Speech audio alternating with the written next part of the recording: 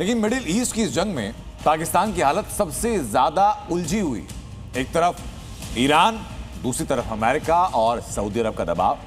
लेकिन पाकिस्तान ने United Nations security council में ईरान के खिलाफ वोट करके मानो अपनी कब्र खोद ली, जिसकी वजह है पाकिस्तान की सऊदी और अमेरिका से यारी। लेकिन जान बचाने के लिए पाकिस्तानी हुकूमत और सेना बुरी तरीके से फंस गई। मनिर और शहबाज के लिए इधर कुआं तो उधर खाई वाले हालात हो चुके हैं। मिडिल ईस्ट की जंग में पाकिस्तान की हालत उस खिलाड़ी जैसी हो गई है जो मैदान में खड़ा तो है, लेकिन उसे समझ नहीं आ रहा कि गेंद किस तरफ फेंके। क्योंकि अगर पाकिस्तान ईरान के साथ खड़ा होता है तो अमेरिका और सऊदी अरब नाराज हो जाएंगे, और अगर पाकिस्तान अमेरिका और सऊदी के साथ आता है तो पड़ोसी ईरान से टकराव का खतरा पैदा हो जाएगा। लेकिन बड़ा सवाल यह है कि आखिर पाकिस्तान किसके साथ है, ईरान या फिर अमेरिका और सऊदी के साथ? क्योंकि यूएनएससी में हुई वोटिंग ने पाकिस्तान का स्टैंड लगभग क्लियर कर दिया है, यानी पाकिस्तान ने खुलकर ईरान का साथ नहीं दिया। दरअसल यूएन सिक्योरिटी काउंसिल ने खाड़ी देशों में ईरान के मिसाइल और ड्रोन हमलों की निंदा करते हुए प्रस्ताव पेश किया। 13 देशों ने ईरान के खिलाफ इस प्रस्ताव का समर्थन किया, जिसमें पाकिस्तान भी शामिल है, जबकि चीन और रूस वोटिंग से दूर रहे। अब सवाल है कि पाकिस्तान ऐसा क्यों कर रहा है, तो उसकी वजह भी समझ लीजिए। सबसे बड़ी वजह है पाकिस्तान की कमजोर अर्थव्यवस्था। पाकिस्तान इस समय भारी आर्थिक संकट से गुजर रहा है। उसे आईएमएफ, वर्ल्ड बैंक और अंतर्राष्ट्रीय संस्थाओं से लगातार कर्ज की जरूरत पड़ती है, और इन संस्थानों पर सबसे ज्यादा प्रभाव अमेरिका का होता है। ऐसे में पाकिस्तान किसी भी कीमत पर अमेरिका को नाराज नहीं कर सकता।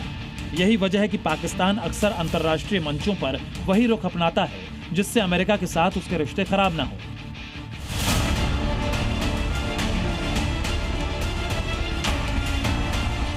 पाकिस्तान के लिए सऊदी अरब सिर्फ एक दोस्त नहीं बल्कि आर्थिक लाइफलाइन है। सऊदी अरब पाकिस्तान को उधार पर तेल देता है, अरबों डॉलर की आर्थिक मदद करता है और पाकिस्तान की अर्थव्यवस्था में बड़ा निवेश भी करता है। इसके अलावा लाखों पाकिस्तानी नागरिक सऊदी अरब में काम करते हैं। ऐसे में पाकिस्तान सऊदी अरब के खिलाफ खड़ा होने का जोखिम नहीं उठा सकता। पाकिस्तान और सऊदी अरब के बीच रक्षा सहयोग का भी समझौता है, यानी अगर सऊदी अरब पर हमला होता है तो पाकिस्तान पर उसे समर्थन का दबाव बन सकता है। यही कारण है कि ईरान और सऊदी के बीच तनाव बढ़ने पर पाकिस्तान की मुश्किलें भी बढ़ जाती हैं, क्योंकि अगर पाकिस्तान सऊदी के साथ जाता है तो ईरान उससे नाराज हो सकता है।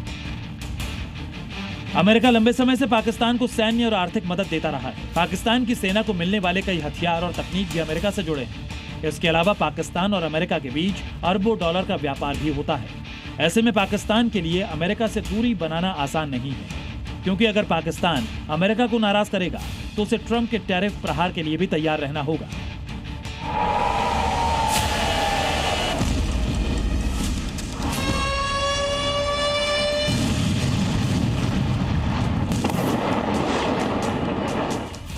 पाकिस्तान की सबसे बड़ी कोशिश यही है कि वो किसी एक पक्ष के साथ खुलकर ना जाए, क्योंकि एक तरफ उसका पड़ोसी ईरान है जिसके साथ सीमा और व्यापार दोनों जुड़े हैं, और दूसरी तरफ अमेरिका और सऊदी अरब हैं जो पाकिस्तान की अर्थव्यवस्था और सुरक्षा के लिए बेहद अहम है। इसलिए पाकिस्तान फिलहाल संतुलन बनाने की कोशिश कर रहा है, लेकिन मिडिल ईस्ट में बढ़ते तनाव के बीच ये संतुलन बनाए रखना पाकिस्तान के लिए लगातार मुश्किल होता जा रहा है।